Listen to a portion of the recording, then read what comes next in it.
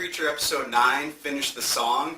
In the beginning of the episode, we get to finally see the Killer of Saints again. Last time we saw him, he was loading up his guns, and we figured he was about to go take some revenge on the people back in the town. Yeah. We weren't disappointed. He went back to the bar and killed everyone.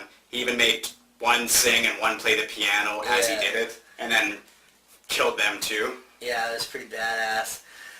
We then cut to Jesse. He's in the back of Sheriff Root's cop car, and instead of using Genesis's powers to let him go, he decides to use a pen to escape from the cop car. But before he does, he basically tells Sheriff Root he'll see him on Sunday at church.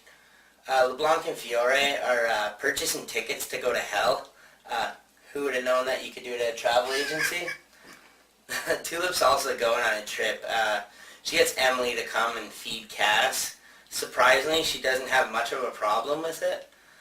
Tulip tells her that she's going to kill a man in Albuquerque. So we then see Jesse getting his cuffs off while he eats breakfast with two homeless people under the bridge. Yeah. Having a bet, they ask Jesse if he's off his rocker or only half off his rocker. Ha ha ha. Fiore and... That's just so fake. Fiore and LeBlanc contemplate their trip to hell by flipping a coin, heads going to hell, tails going back to heaven, or vice versa. Yeah, I don't remember. Yeah, it was pretty funny. When they go to contact hell, LeBlanc and Fiore contemplate their trip to hell by flipping a coin, heads heaven, tails hell. But when they go to contact heaven to come clean, the phone's gone. And then cut to Jesse, still on the run with the phone in his hand. Yeah, Emily actually ends up luring Miles, the mayor, over to the O'Hares, and she locks him in the room with Cass, who then proceeds to kill him and feed on his blood. It was kind of a strange twist, though, because Emily always appeared to be so, I don't know, innocent and pure, and now you're seeing an evil side to her. It didn't seem like she hated him that much. Yeah, and then, so it cuts to Sheriff Root. He's at the motel where LeBlanc and Fiore were staying, and basically the room's all covered in blood from that previous battle earlier episodes, a few episodes back.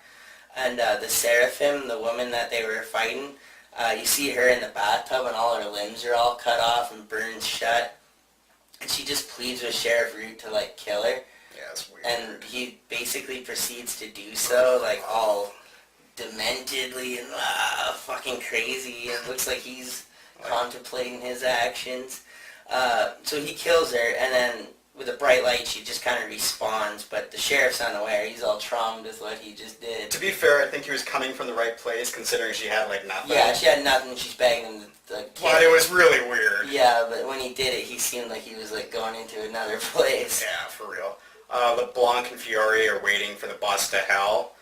This is a place we've actually seen before. Anyone who's watched Breaking Bad, yeah, it's the exact same bus stop.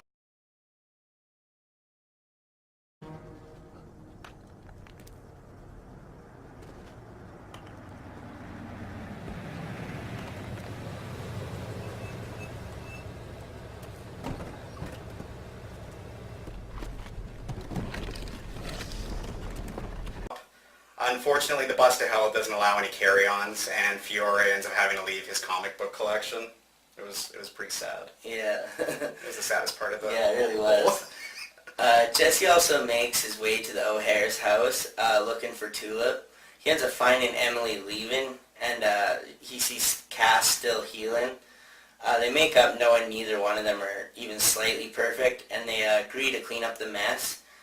Jesse also finds that he cannot use the phone to heaven, and he needs angel hands. Luckily, though, Cass has a plan. Finds who she's looking for. She sits and listens to Jesse's messages, and he leaves talking about the past and how it's him and her till the end, all that shit. So we see Carlos, the guy she's been mentioning, progressively through the series. Then we see him, he's all tied up, and she basically plans on making him suffer. Which finally leads to the scene of the Killer of Saints. At first, it seems like a bit of a wrap-up, and just filler, considering anyone who's watched the last 9 episodes has seen it. Yeah, we've seen his journey. Seen it coming. After glossing over most of what happened, it resets, and then faster and faster. And it was a little bit strange.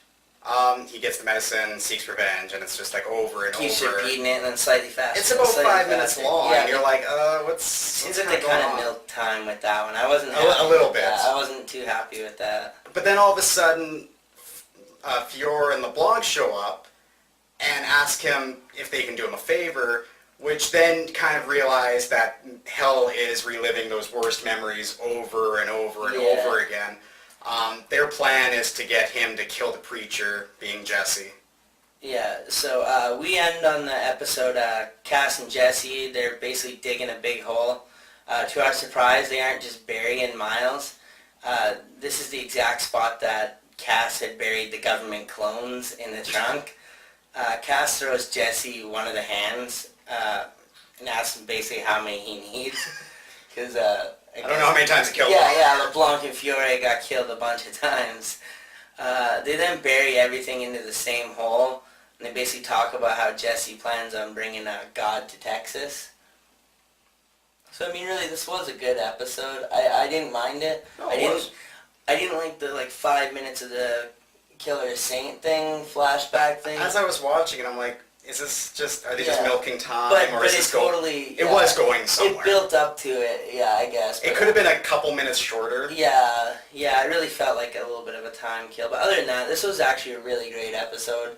It's leading to a thrilling conclusion, obviously. Yeah. Killer Saints seeking preacher now. What's going to happen? Well, stay tuned and we'll figure out what happens. And until next time, this is Bangerz and Mash. Check out our podcast on iTunes and SoundCloud. Bangerz and Mash, Perfectly Pixelated Podcast. Facebook, Twitter, Bangerz and Mash Live. Yeah, our video game channel. And until next time. Fuck off.